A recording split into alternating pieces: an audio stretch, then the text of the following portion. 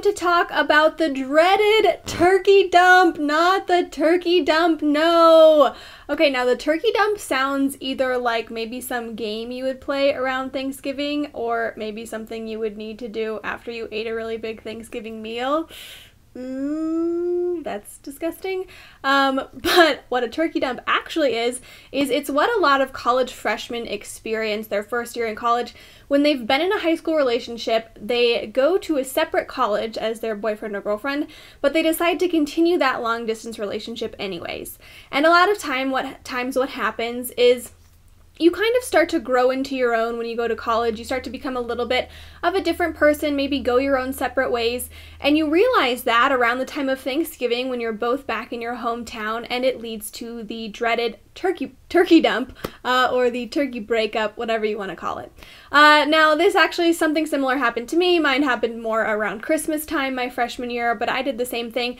Long distance relationships can be pretty tough, clearly. That's why most people choose not to be in them. But if you are choosing to be in a long distance relationship and you want to avoid the dreaded turkey dump, here are some things that you can do to try to avoid that.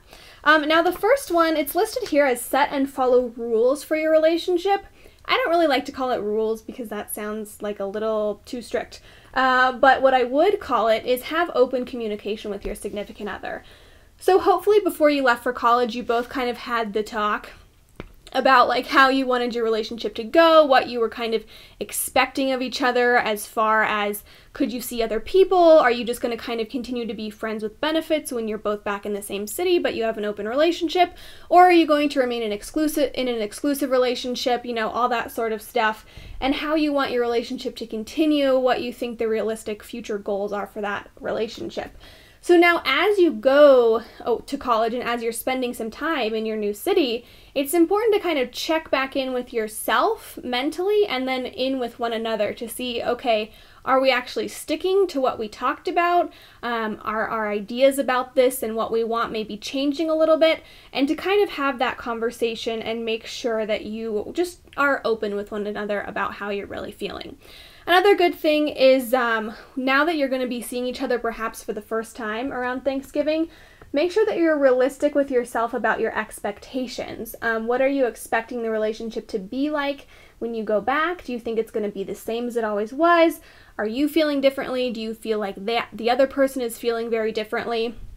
And then kind of throw your expectations out the window to some extent too, because while it's important to be aware of your expectations are just the path to heartbreak because most times things don't really go quite as you expected. So it's kind of a balance there between like being aware of them, but then also being aware that they might not happen. Now, another important thing to do is really take advantage of technology. You know, we have Skype, Gmail, the video chat, email, text, Facebook, all that sort of stuff. So although long-distance relationships are hard, there are still plenty of ways that you can keep in touch while you're apart. Obviously, don't overdo it because you're just going to drive each other crazy. But, you know, do schedule some time to talk to each other if this is a relationship that you really want to continue investing in and you want to make healthy. Make sure that you schedule some time to commit to that relationship. At the same point, do find balance between your new life in college and your old life with your boyfriend or girlfriend back home, and then same to be said for your family and friends back home.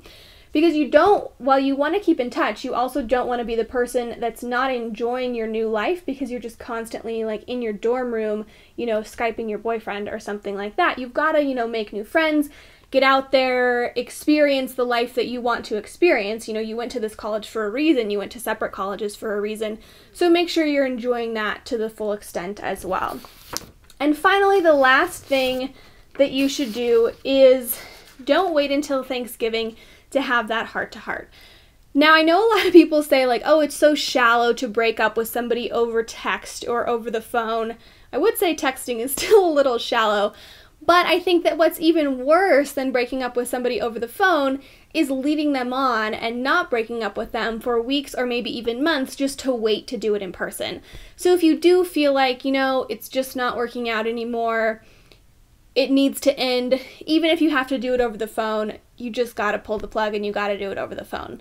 One little last piece of advice that I would have just for your own psychological well-being is if your relationship does end around Thanksgiving, or if it ends at all, try not to be too heartbroken. I know that a lot of times in high school you may think that you've already met the love of your life, but the reality is most people are not high school sweethearts. Most people meet later in life, and that's because there is a lot of changing and growing that happens in college and then in your first few years of a career and well on into life. And so, you know, it's not the end of the world, even though it might temporarily seem like the end of the world. If you've broken up with your high school sweetheart, I think you have a lot of, you know, growing and learning and dating to do in your future years ahead. So there are some tips for avoiding the awful turkey dump. If you have your thoughts, as always, please leave them for me in the comment section down below. I also love to get your tweets at Lisa_Fur. You can also send me an email via my new website, lisaferguson.tv, and make sure you subscribe to TYTU.